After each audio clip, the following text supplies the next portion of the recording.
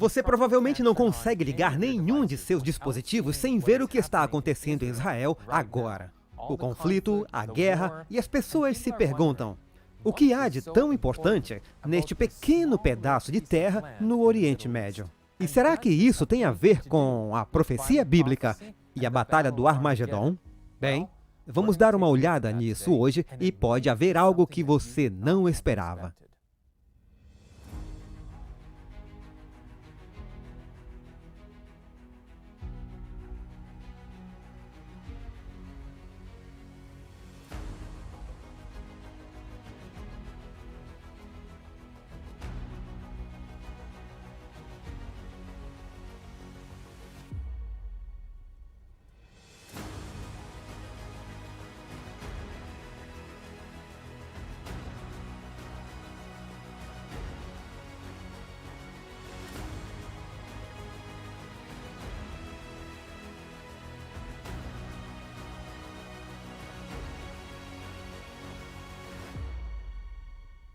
Agora, antes de respondermos a pergunta se isso nos afeta agora, no fim da profecia bíblica, temos que ir para o início da história. E a história começa com um homem chamado Abraão. Foi prometido a Abraão esta terra chamada Canaã. E a Bíblia diz, Deus diz a ele que a sua semente seria numerosa como a areia do mar. Agora, Abraão estava questionando, porque a sua esposa Sara já estava velha demais para ter um filho. Então a própria Sara recomendou: por que você não possui uma das servas e tem um filho com ela? Então ele acabou fazendo isso, e o nome desse filho se chamava Ismael. Só depois o filho original que Deus prometeu de Sara veio e seu nome era Isaque. Então temos Ismael e Isaque, esses dois irmãos, e por quase toda a eternidade, esses dois irmãos estiveram em guerra. E até mesmo seus descendentes estavam em guerra porque ambos acreditavam que a herança desta terra era deles. Porque ambos eram descendentes de Abraão, como eram de fato. Então, como isso nos afeta agora? Para continuar a história, vamos para o livro de Juízes. Então, em Juízes 6, versículos 3 e 4, diz o seguinte: porque sucedia que, semeando Israel, os midianitas e os amalequitas e também os do Oriente contra ele subiam. E punham-se contra ele em campo, e destruíam os frutos da terra até chegarem a Gaza, e não deixavam mantimento em Israel, nem ovelhas, nem bois, nem jumentos. E vemos algo muito parecido com isso hoje em Gaza. Então, quando olhamos para esse verso, ele chama essas pessoas, os midianitas e os amalequitas, os filhos do Oriente. Agora, quem são esses filhos do Oriente? Vamos a Juízes capítulo 8. A partir do verso 23. E Gideão disse-lhes: não reinarei sobre vocês, nem meu filho reinará sobre vocês. O Senhor reinará sobre vocês. E Gideão prosseguiu: só faço a vocês um pedido, que me desse cada homem os brincos da sua presa, pois eles tinham brincos de ouro, porque eram ismaelitas. Então vemos aqui que esses filhos do Oriente são ismaelitas ou descendentes de Ismael, que era um filho de Abraão.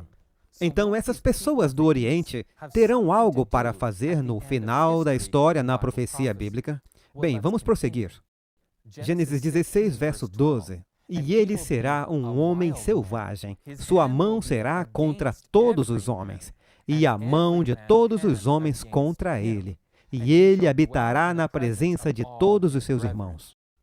E vemos exatamente isso com os descendentes de Ismael, que se tornaram os maometanos, ou o Império Otomano, ou o Islã moderno. Então, vemos que eles estão contra todos os homens, e a mão de todos os homens está contra eles. E também diz que eles vivem na presença de seus irmãos. Então, temos essas duas linhas, os ismaelitas e Isaque, que se torna Israel. E vemos isso agora em Israel, porque eles estão morando na mesma área e estão lutando por essa mesma área. Então, agora vamos voltar para Juízes 8 e diz o seguinte no versículo 5. Disse ele aos homens de Sucote: peço a vocês um pouco de pão para as minhas tropas. Os homens estão cansados, e eu ainda estou perseguindo Zeba e Zalmuna, reis de Midian. Então, o que vemos neste verso é que os filhos do Oriente têm reis sobre eles. Então, vamos voltar 2 capítulos para obter um pouco mais de informação. Porque sucedia que, semeando Israel, os midianitas e os amalequitas e também os do Oriente contra ele subiam. Esse verso acabamos de ler. Prosseguindo ao verso 4, e punham-se contra ele em campo, e destruíam os frutos da terra até chegarem a Gaza, e não deixavam mantimento em Israel, nem ovelhas, nem bois, nem jumentos. Agora, indo para o verso 5, vemos algo muito interessante. Porque subiam com os seus gados e tendas, vinham como gafanhotos em grande multidão que não se podia contar, nem a eles nem aos seus camelos, e entravam na terra para a destruir. Então vemos aqui no verso 5 que esses filhos do Oriente, esses ismaelitas e seus descendentes, são comparados a gafanhoto ou locusta. E isso é muito importante se tratando de profecia bíblica. Então vamos dar uma olhada em algo muito interessante aqui. Esse é um mapa da localização dos gafanhotos e dos muçulmanos, e é estranhamente semelhante. Então podemos ver aqui que até mesmo na Bíblia, a representação dessa criatura com essas pessoas, ela tem essas semelhanças, atravessa e dizima seu caminho. Então agora que vemos esse poder, que é descrito como um gafanhoto, em que outro lugar isso aparece na Bíblia? E será que isso tem alguma coisa a ver com o que está acontecendo agora? Então vamos dar uma olhada em Apocalipse 9, onde isso aparece novamente. No versículo 1 diz: o quinto anjo tocou a sua trombeta, e viu uma estrela que havia caído do céu sobre a terra. A estrela foi dada à chave do poço do abismo. Quando ela abriu o abismo, subiu dele fumaça como a de uma gigantesca fornalha. O sol e o céu escureceram com a fumaça que saía do abismo. Da fumaça saíram gafanhotos, que vieram sobre a terra, e lhes foi dado poder, como os escorpiões da terra têm poder. Então vemos em Apocalipse capítulo 9, esses gafanhotos aparecendo novamente, representados pelos maometanos ou descendentes de Ismael. Agora, no verso 4, diz: eles receberam ordens para não causar dano nem à relva da terra, nem a qualquer planta ou árvore, mas apenas aqueles que não tinham o selo de Deus na testa. Então, essas pessoas foram ordenadas a não machucar aquelas pessoas que têm o selo de Deus. Então, no final da história desse mundo, deveríamos temer esse grupo de pessoas? Não, porque Deus ordenou que Ele nos protegeria deles. Mas, esses gafanhotos aqui em Apocalipse 9, vamos dar uma olhada em alguns dos que criam e que pregavam a segunda vinda de Cristo. O que eles diziam nos anos 1800 e 1900, 200 anos atrás. Podemos ver aqui, nesses gráficos, que eles usaram. Eles representaram esses gafanhotos e o que foi escrito em Apocalipse 9 como os maometanos e os otomanos. E sabemos, pelo que acabamos de ler no Antigo Testamento, que essa é a verdade e esse é o caso. Então vimos que essas pessoas já entendiam assim 200 anos atrás. Agora, onde essas pessoas aparecem novamente? Vamos para Apocalipse 16. A partir do verso 12, diz o seguinte: e o sexto anjo derramou a sua taça sobre o grande rio Eufrates, e a sua água secou-se, para que se preparasse o caminho dos reis do Oriente. Você lembra que acabamos de ler lá em Juízes? Esses filhos do Oriente, com esses reis, representam os descendentes de Ismael, ou as nações muçulmanas. Portanto, vemos aqui em Apocalipse 16, essas pessoas do Oriente. Então, qual o papel delas e o que elas vão fazer? Vamos continuar nos próximos versos. Então vi 3 espíritos imundos que pareciam rãs, que saíam da boca do dragão, da boca da besta e da boca do falso profeta. Porque são espíritos de demônios que fazem prodígios. Esses 3 espíritos vão aos reis do mundo inteiro, a fim de os ajuntar para a batalha do grande dia de Deus o Todo-Poderoso. Eis que venho como ladrão. Bem-aventurado aquele que vigia e guarda as suas roupas para que não ande nu e não se vejam as suas vergonhas. E os congregaram no lugar que em hebraico se chama Armagedon. Agora, essas mesmas pessoas que acreditavam nos gafanhotos de Apocalipse 9, acreditavam que essa batalha do Armagedon era uma batalha literal que aconteceria. Então vamos dar uma olhada em algumas das referências que falam sobre isso. Manuscript Releases, volume 1, página 145, diz o seguinte: 4 poderosos anjos retêm os poderes desta terra até que os servos de Deus sejam selados em suas testas. Então, quando olhamos para esses 4 ventos que são retidos por esses 4 anjos, é uma referência a quê? Bem, isso está se referindo a Apocalipse capítulo 7, falando sobre os servos de Deus e os 144 mil, e que esses ventos seriam retidos até depois do selamento dos 144 mil. Então sabemos que isso é algo que acontecerá perto do fim da história deste mundo. Mas vamos em frente. As nações do mundo estão ansiosas por conflitos, mas são mantidas sob controle pelos anjos. Quando este poder restritivo for removido, chegará um tempo de dificuldade e angústia. Instrumentos mortais de guerra serão inventados. Navios com cargas vivas serão sepultados nas profundezas. Todos os que não têm o Espírito da Verdade unir-se-ão sob a liderança de agências satânicas. Mas elas devem ser mantidas sob controle até que chegue o tempo da grande batalha do Armagedon. Então, aqui vemos o que está escrito, que há uma batalha literal, onde grandes instrumentos de guerra serão usados, e isto é o que é representado pela contenção dos 4 ventos. Essa batalha não aconteceu, porque Deus ainda não soltou esses ventos para a terra. Vamos para outra referência em um livro chamado Daniel e Apocalipse. Os reis do Oriente, as nacionalidades, os poderes e os reinos que se encontram a leste da Palestina terão um papel importante na questão. Pois Joel diz a respeito dessa cena: despertem os pagãos e subam ao vale de Josafá. Os milhões de muçulmanos da Pérsia, Afeganistão, Turquistão e Índia correrão para o campo da conquista em nome de sua religião. Portanto, vemos aqui que essa batalha acontecerá neste local com essas pessoas chamadas de povo do leste ou muçulmanos.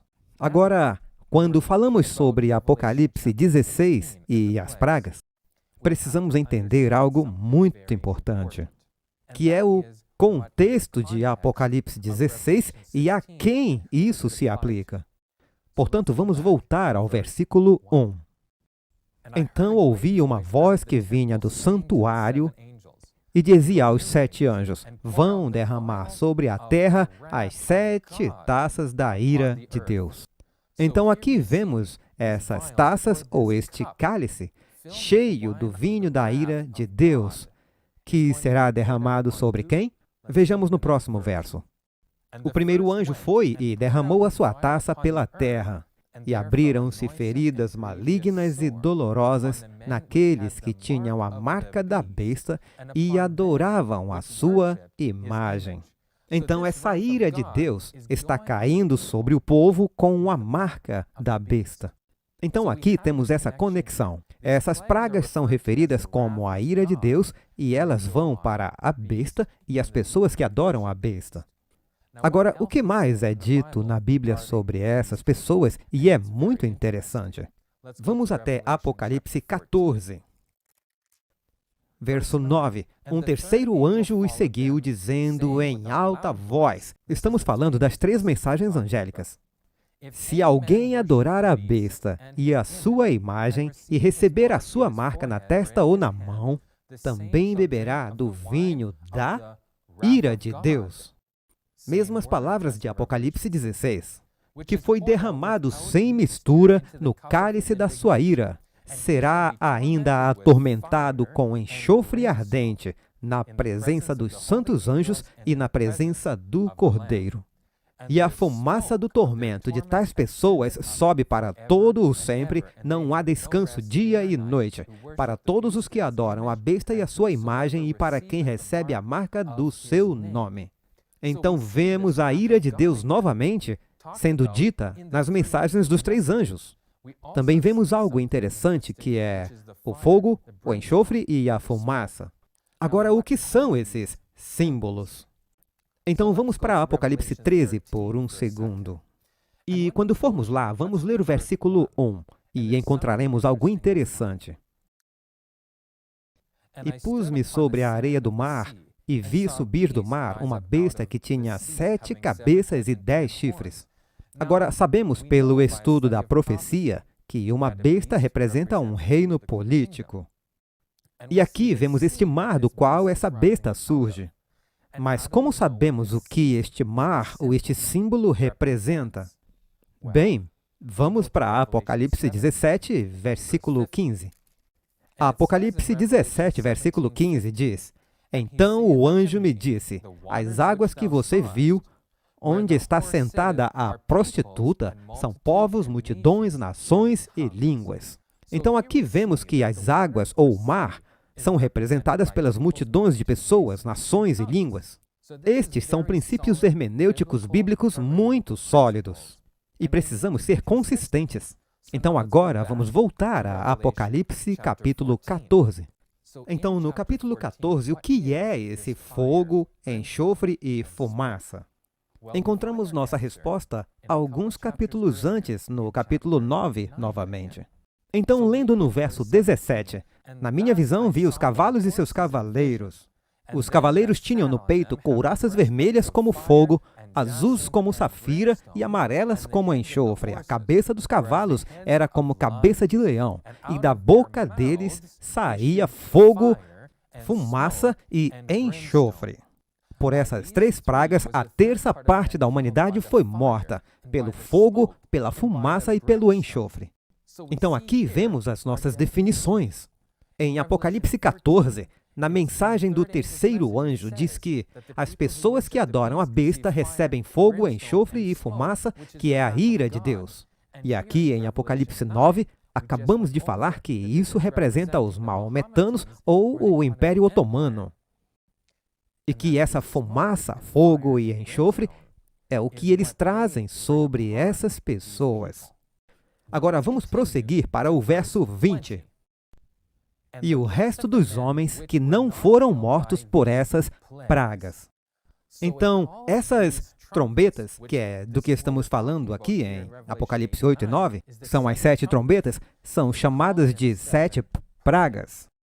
Agora vamos para Apocalipse 15, versículo 1.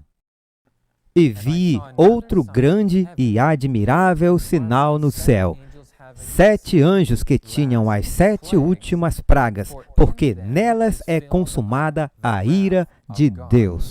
Então, vemos as 7 primeiras pragas, que era algo histórico.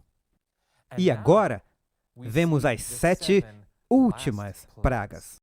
Então, essas pragas são emitidas através deste grupo de pessoas que eram descendentes de Ismael, especificamente no capítulo 9. E vemos a mesma coisa acontecendo nas 7 últimas pragas. Essas pessoas do Oriente. Vamos voltar a Apocalipse 16 para ver o que realmente está dizendo. E o 6º anjo derramou sua taça sobre o grande rio Eufrates, e suas águas secaram para que o caminho dos reis do Oriente pudesse ser preparado. Então, esse caminho dos reis está preparado. E o que eles estão preparados para fazer e para onde eles vão? Vamos ver nos próximos versículos. E eu vi 3 espíritos imundos semelhantes a rãs, saindo da boca do dragão, e da boca da besta, e da boca do falso profeta. Verso 14, porque eles são espíritos de demônios operando milagres que vão até os reis da terra e de todo o mundo para reuni-los para a batalha daquele grande dia do Deus Todo-Poderoso. Agora vamos ao verso 16. E ele os reuniu em um lugar chamado, na língua hebraica, Armagedon. Então, esse grupo maometano de pessoas, esse povo islâmico, está indo para se reunir nessa batalha do Armagedon. Essa é a última batalha que acontece na Terra, na história. Agora, eu vou fazer uma pergunta muito interessante, que é a seguinte: qual foi a primeira batalha na história? Bem, se alguém apenas procurar no Google e olhar na Bíblia, verá que a primeira batalha foi em 1479 a.C., chamada de a Batalha de Megido. Agora, isso é muito interessante. Vamos para Isaías 46 para termos uma melhor compreensão. Vamos ler o versículo 10. Diz o seguinte: desde o início faço conhecido o fim, desde os tempos remotos o que ainda virá. Digo, meu propósito permanecerá em pé e farei tudo o que me agrada. Então, Isaías está nos dizendo que Deus nos mostra o fim desde o início. A última batalha pela primeira batalha. Então, a primeira batalha é chamada de a Batalha de Megido. E o que é essa batalha em Apocalipse capítulo 16? Diz que é a Batalha do Armagedon. O que, na verdade, significa que essa batalha e a palavra Armagedon, o Vale do Megido, então essa é a Batalha do Vale do Megido, acontecendo novamente. Então a primeira batalha foi a Batalha do Megido e a última batalha também será a Batalha de Megido. E isso está acontecendo em Israel, literalmente no Vale de Megido, com o povo do Oriente. Então a pergunta é: isso que estamos vendo agora em Israel é a batalha final do Armagedon? Bem, há mais algumas coisas na história que deveriam acontecer no Apocalipse, antes que essa batalha chegue ao seu cumprimento total, das quais nós não falaremos nesse vídeo, mas estaremos falando sobre isso em breve nos próximos vídeos. Então não perca, porque precisamos ver a que está levando essa batalha e precisamos entender completamente o que está acontecendo nessa batalha e quem será afetado com isso. E se já vemos os rumores desta batalha acontecendo, então sabemos que estamos extremamente próximos das cenas finais da história desta terra.